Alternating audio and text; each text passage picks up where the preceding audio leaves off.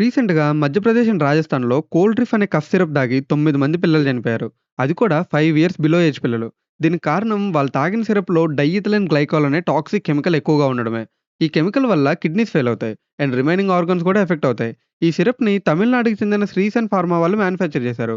Manufacture చేసేటప్పుడు DEG chemical ఎక్కువగా ఉండడంతో మధ్యప్రదేశ్, రాజస్థాన్, కేరళ, మహారాష్ట్ర, ఉత్తరప్రదేశ్, తెలంగాణ, కర్ణాటక అండ్ ఉత్తరాఖండ్ ఈ స్టేట్స్‌లో దీన్ని బ్యాన్ చేశారు. కఫ్ సిరప్ ఎంత ప్రమాదమో ఈ ఇన్సిడెంట్‌ని బట్టి తెలుస్తుంది. మీరు ఆర్ మీ పిల్లలు ఇలాంటి సిరప్‌ని యూజ్ చేసేటప్పుడు ఎక్స్‌పైరీ డేట్‌తో పాటు డాక్టర్ గైడెన్స్ తప్పనిసరి. Please take care.